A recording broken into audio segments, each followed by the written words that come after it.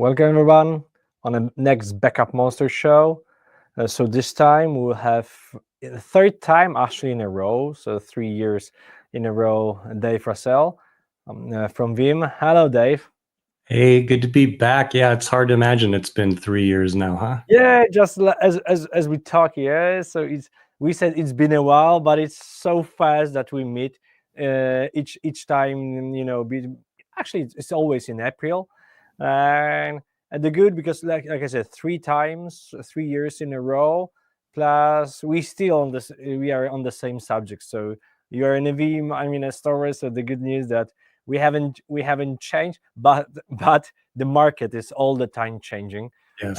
So like always, we both focusing on the data protection trends, and we would like to understand and actually advise both of us to the audience what key aspects we should be seeking for, or what kind of the threats are the most important, and maybe functionalities on the any hints and insights from both of us.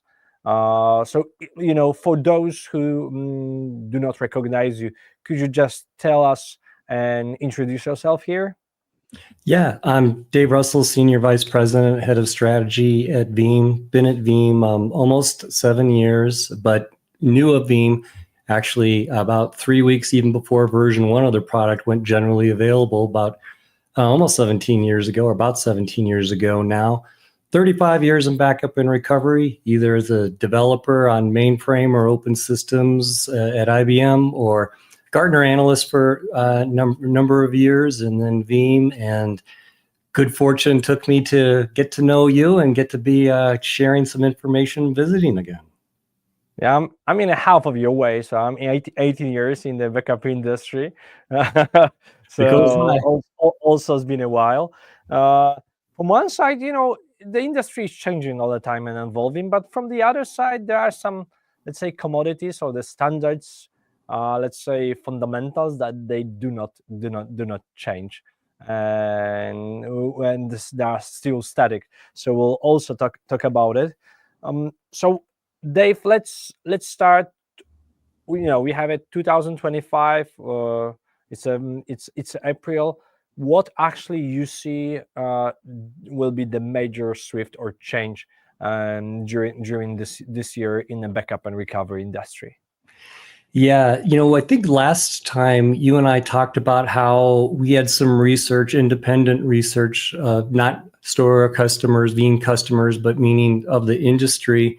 And there was a lot of expression of, hey, I may go change my backup solution because I'm worried that it may not be meeting my needs. And we kind of talked about why might that be, and what might you be looking for.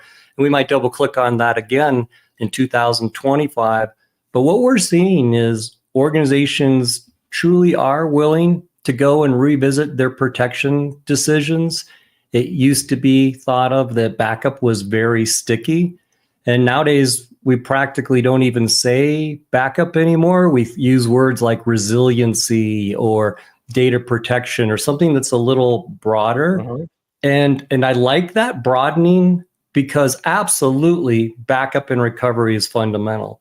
But I would also say that the solutions of backup and recovery enable so much more, be it cyber, be it migration, be it the ability to use that data in new ways, whether that's AI or just simple report generation. But the net of that is backup isn't just for the situation where maybe once in 100 years your business catches on fire, literally, or more common, I delete an email and need to get it back. Those things still happen, but we're delivering technologies, you and I, and all of our teams, and as is the whole industry, that enable so much more. That's the big thing that I think is different, is that the number of different people, whether they're security related or otherwise in the business, even if it's a larger organization, maybe even the board knows about the ability to recover and is concerned about that. It's totally true that even like 5-7 years ago, when we spoke about the backup, started to be a little bit boring, from the IT industry, etc. This is what I noticed. Right now, it's totally different angle at resilience, so business continuity, and the part of the security. This is a crucial, I guess, aspect, because we, being in a data protection, business, we are much more closer right now to the security folks, and we actually didn't have this, physical or the logical touch years back. So this is what I see. This is a huge difference. And even what you said, this high level understanding, so C-level or board members, they more and more discuss about the need of the business continuity aspects. And so from one side, it's a part of the, let's say, overall education for all of the vendors that working to building this awareness. Second thing is, of course, the number of the threats that we can find, and which are increasing each year. I personally feel more to use the resilience or the data security. Data protection sometimes is still misunderstanding with the GDPR and other stuff. Even on LinkedIn, many people connect me because of the data protection slogan. And don't actually understand what we are doing as a Storware. Tell me a little bit more about this, let's say, security connections, because this is one of the latest acquisitions from the Veeam, so the CoveWare last year. How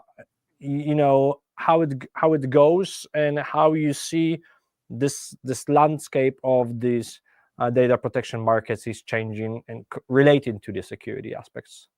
Yeah, it's been very interesting. Like you mentioned, about almost exactly, actually, a year ago, Veeam acquired a company called CoveWare. Really quickly, CoveWare does what they call incident response, meaning they're not in the backup business. They're in the business of, if a corporation is attacked or threatened or ransomed, they get involved. They help negotiate with the bad actors, the threat actors, what's really going on. They have amazing stories to tell on that, meaning the bad people will send a video saying, hey, here's us in your data center. And it turns out it's just a video they got from somewhere else. There's a lot of, in other words, sort of misinformation or trying to scare a business into responding.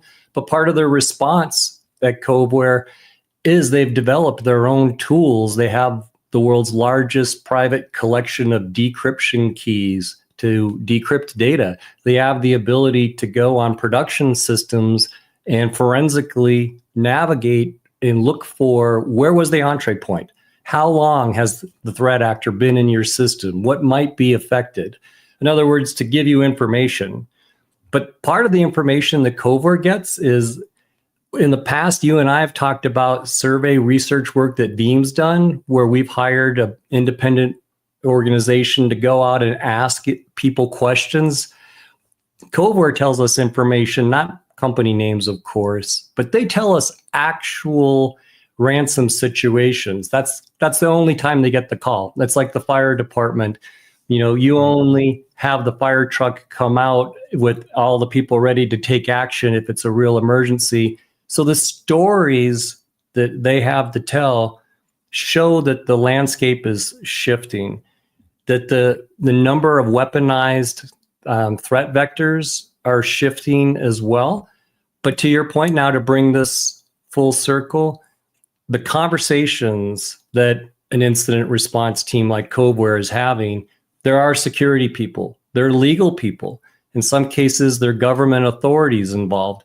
There's definitely the backup team involved, but now the security team knows it could actually be safer, faster, and of course, less expensive to look for our backup data as opposed to negotiate with somebody that may not be reliable. They even have a list of who doesn't pay. It used to be, you pay the ransom, there was a good chance you got the data back.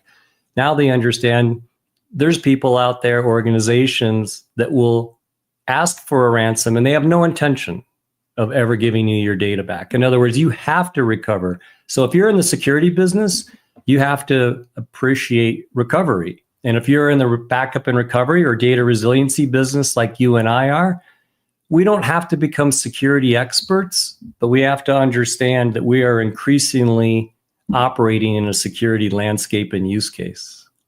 Mm-hmm. Thanks, Dave. We got some questions from the audience. Actually, it's related to one of my next questions. So I would like to a little bit deep dive the market disruptions. So Anu put the questions that. So he's a 20 years experience in data protection, backup and recovery domain. Earlier worked for Veritas for 15 years. And he mentioned the Cohesity and the Veritas merger acquisition. Do you expect any more acquisition from the biggest players on the market? Because we also noticed that the market is getting consolidated in last few years. Yeah, short answer, Anup, great question, is it would not surprise me. And the reasons why is that organizations, meaning backup vendors, those providers are looking for ways to scale. They're looking for what they don't have. In the case of Cohesity, they needed more customers, more market share, more enterprise access. In the case of Veritas, they needed additional route to market. They were losing share for a number of years. Net backup, they needed to find growth. Cohesity wanted to accelerate growth. So I think anywhere you look for where there could be combinations, in some cases of smaller providers, in other cases of very large providers, where they could each fill gaps for one another, whether that's technology, access to certain customers, access to different kinds of capabilities, or perhaps business personas. I don't think that acquisition activity is done. Now, that being said, I think we have to think acquisitions not just of the backup vendors, but AI, security, reporting, classification, indexing. There's so many different things that could drive merger and acquisition activity, and that I think will, because we talked about how the industry is accelerating and changing. Well, the vendors want to go faster to be able to respond to those changes, which probably means they're going to look at doing things like what Anup mentioned. Mm-hmm. Newton also put the comment that data protection must be considered more important on every phase, not only when something bad happens. Yes. This is, let's say, still a huge challenge, yes, because we still, fighting against the time and the number of the simultaneous tasks. We never have enough time to go with the proper test cases or the disaster recovery tests. And if something goes wrong, we have, let's say, lots of pressure. But I think it's another task. Also, what you mentioned with Storware, it's another task to be much more earlier in analyze the data before they are stored, or reuse this data wherever it's possible. And we see lots of trends here that it's not like 20 years ago that data should be stored on tape and just forget, but we should from time to time just check it, move it. So it's all of the information lifecycle management should be connected with the test cases, with the full indexing and the data prevention mechanism, which giving us the assurance that this data is able to recover in case of any incident. But it's still, I see it as one of the, let's say, key challenges nowadays, especially when we have more and more data in our industry. Dave, what do you think here? Yeah, I absolutely agree. And the thing that makes this task of whatever we want to call it, data resiliency, backup and recovery, more challenging than ever is that nothing went away. We still have all the things to worry about that we would have 5, 10, 15, 20 years ago, meaning we accidentally make mistakes. We accidentally delete files. Since you and I spoke, actually, we had an incident where there's been a global outage that took place. You may recall that incident where people woke up to blue screens, and that was actually not malicious whatsoever. To date, that was the largest global outage, and yet it was not ransomware, it was not cyber related, it was not a state-sponsored attack of one country trying to do harm to another. It was a configuration mistake. So your point about the interconnectedness, the volume of data, and then to the point, there was Newton that mentioned that we need to think about this in a variety of ways. That's just proof that we need to plan for every eventuality. And I think I probably said the old backup joke on the show before. It's hard to restore data that you haven't protected. So we need to think now ahead of time, proactively about what we need to protect. And then we need to think about how we can rapidly deliver that back to the business. Good point. Thanks. We need to come back to the conversation that we started a year ago. And of course, the most hottest topic was the VMware and the Broadcom acquisition. Yeah. We put some thoughts and consider how this market will changing.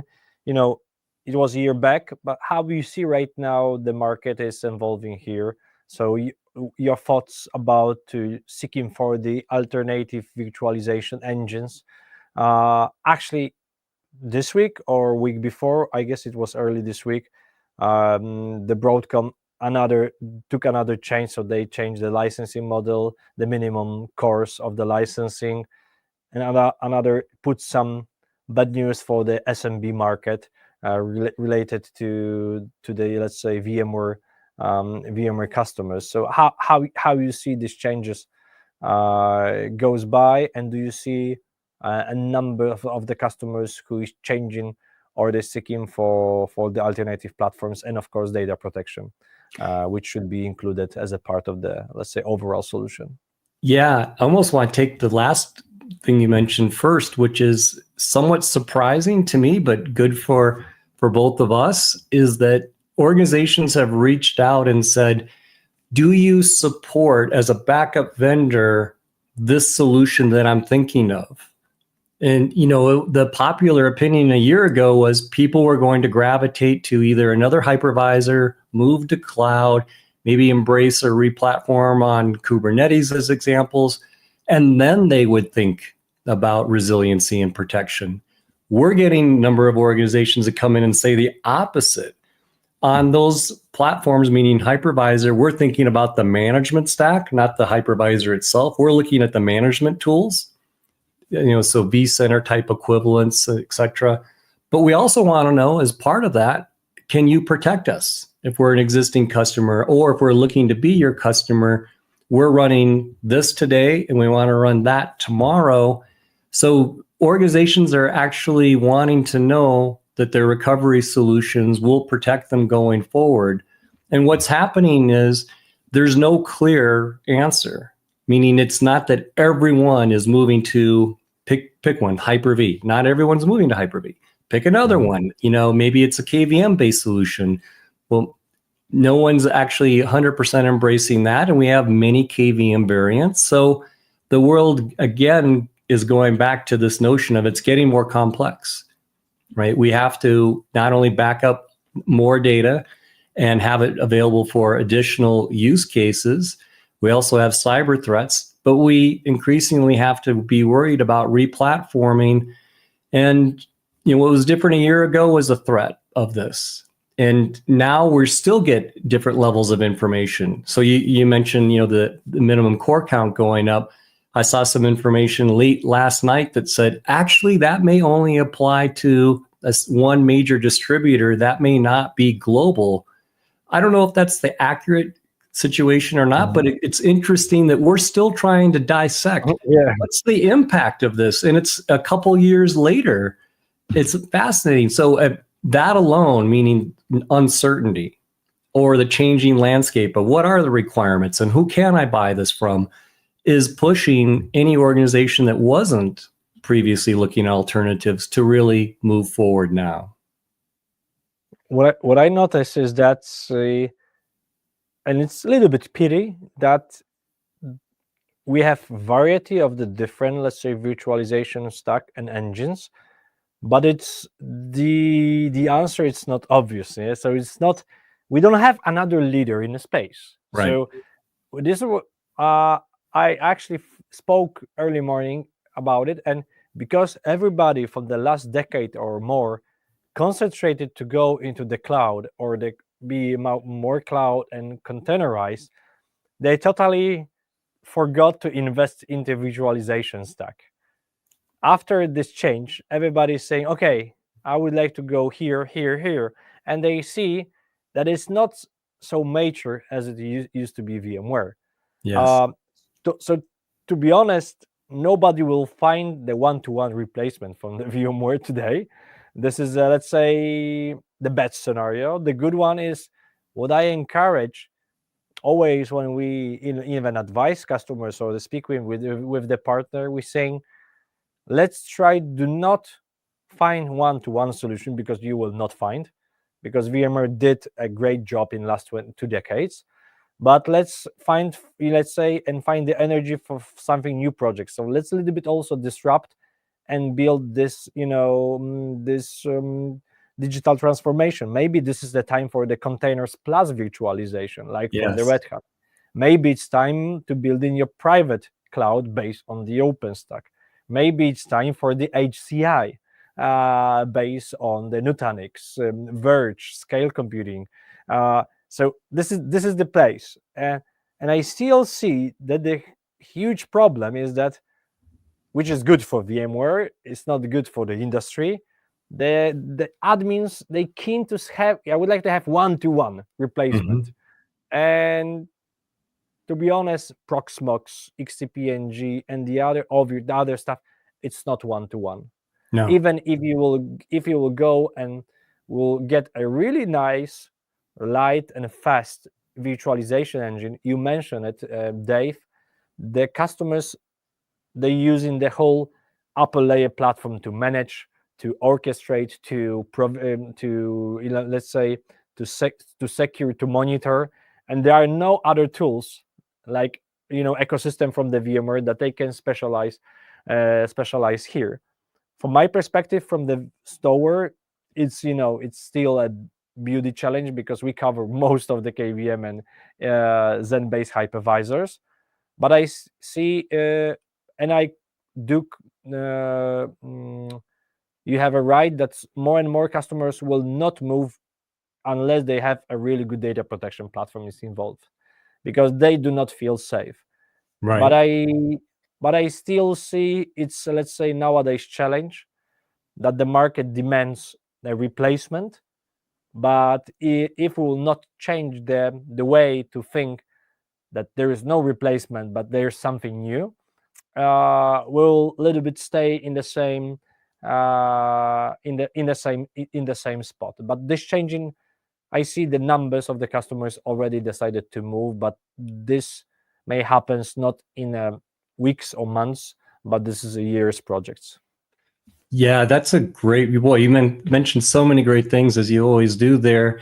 I think it's important to highlight what you said in terms of, don't think about this as I'm just going to go from here to here. You're not. So think about this as a way to do something different, something better.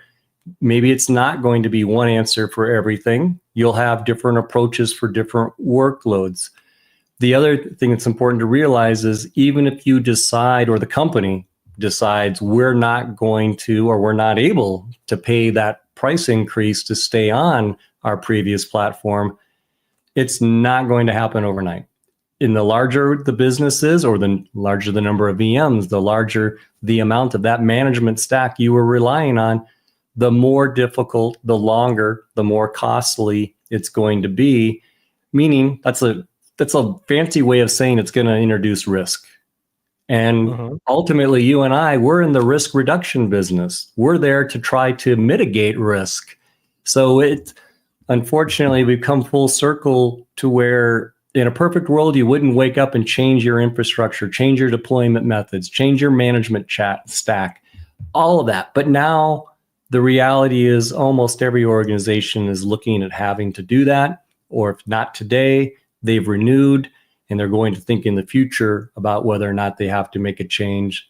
So on top of everything else that we've described of industry disruption, and to your opening point about, there's a lot of things in this resiliency industry that seem similar and that are constant, but there are new things that are changing. And this is a huge example of a new thing. And I bet if we get to talk next year, you and I in 2026, I bet we'll still be talking about this, because I don't think it will be resolved by then. Mm-hmm. Well, lately, we introduced the Veeam already has it in the past. So you could, when you're protecting the VMware and Hyper-V, you could convert using the backup to convert the data and restore into the different hypervisor, which is a great feature. We also introduced this V2V migration tool. We started from the moving the data, backing up the VMware, and able to restore in the OpenStack industry. What I see, and I started to be a huge fan of the OpenStack because I noticed, I'm promoting this switching to something new, and the OpenStack is one of the answer. So if we already decided to have something new, let's play and have fun on it. And the OpenStack has a huge, let's say, community which can help support, and it's really mature. The second thing, what we noticed is these HCI players. So lately we have lots of success story with the Verge.io.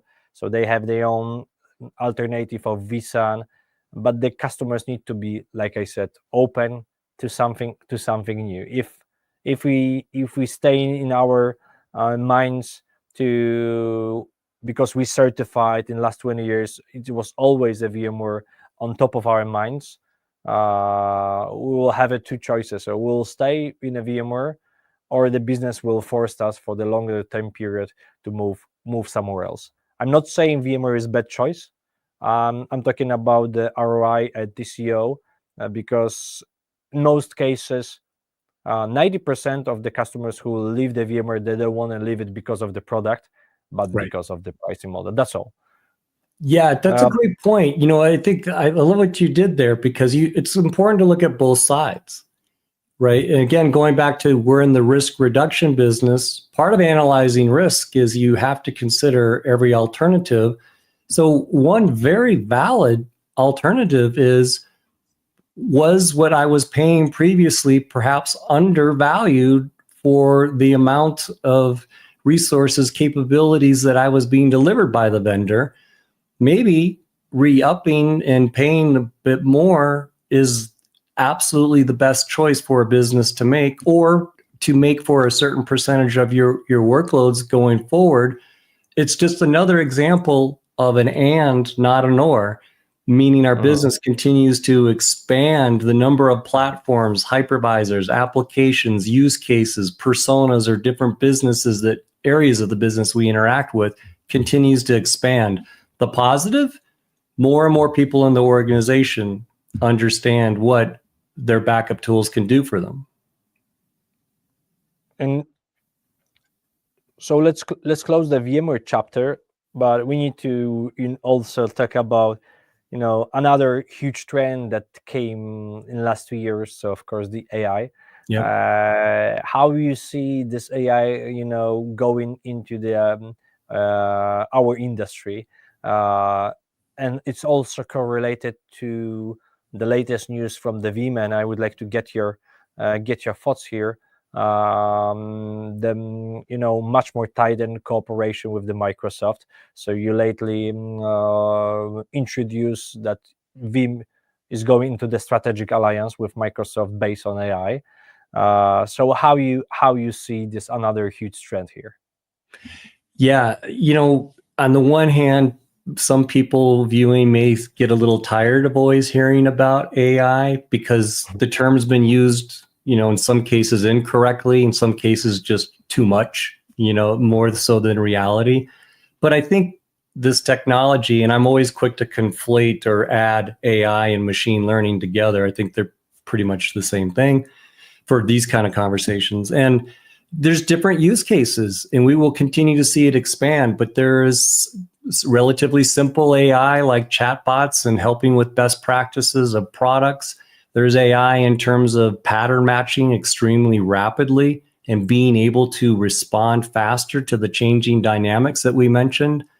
Microsoft did make an investment in Veeam. We went through a secondary raise and raised additional funding. And part of that, Microsoft was participating in that. And then jointly, me and Microsoft agreed to go even more in depth in research and development on Copilot and just AI technologies in general, getting to actual leverage of the data itself, not just simple chatbots, which have its place, by the way, but being able to actually understand the data, behave differently depending on what the value of that data is at that time, or what that data and then everything else going on in the environment, whether that's a cyber threat, changing business needs, may impact what I should do with that data. Where do I store it? How many copies do I need? Do I need to bring it back and make it available rapidly? Do I need to automate replatforming, like you mentioned, go from maybe a virtual machine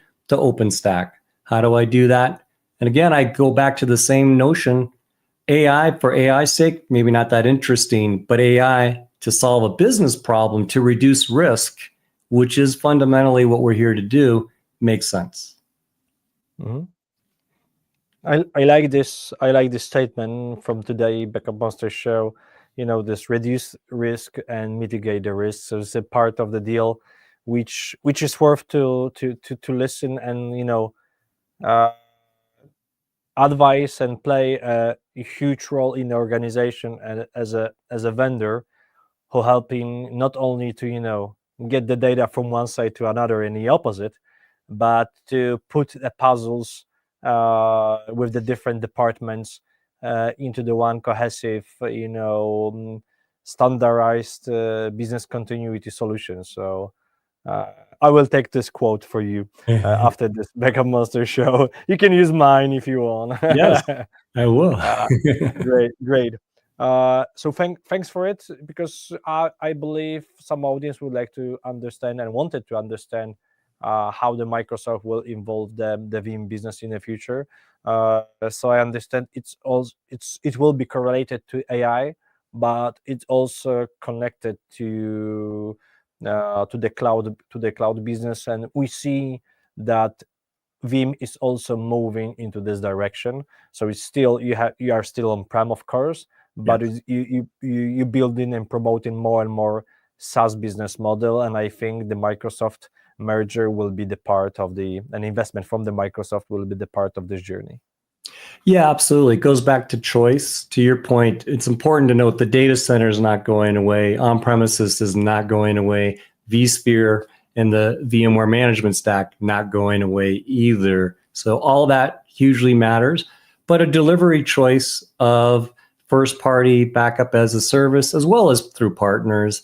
And then additionally with Microsoft, Veeam protects the largest amount of M365, looking how to do that even better. Going back to, how do you leverage the data? How do you mitigate risk? How do you get more out of what you're already investing in? So that announcement with Microsoft is really about accelerating that. I think that's what every business is trying to do. How do we get more agile? How do we get more out of the tasks that we're already doing? I liked what you mentioned about OpenStack and why it's an interesting community. Don't be different to be different. Be different to be better. Don't make a change because you have a problem, maybe with pricing or something with your current hypervisor and management stack. Don't just make a shift over and do the same thing all over again. Look at the options. Try to use this maybe unfortunate event. You wouldn't wake up wanting this, but how do you make the best out of this? How do you improve your situation going forward? You mentioned about the M365, the largest implementation. So to be honest, you nailed it as a Veeam. And always when I sell in Microsoft 365, I need to compare with Veeam. I've never sell my software without comparing to the Veeam, because it's, you put some too big footprint and everybody, okay, let's speak with Veeam and then about you. So it's a great job. And to be honest, it wasn't easy. There are many of the big vendors here, but the Veeam did it in the fastest way. So great example to adapt new technology for the new user set. Like you did previously on a VMware, then on the Microsoft 365. So kudos for the whole team here.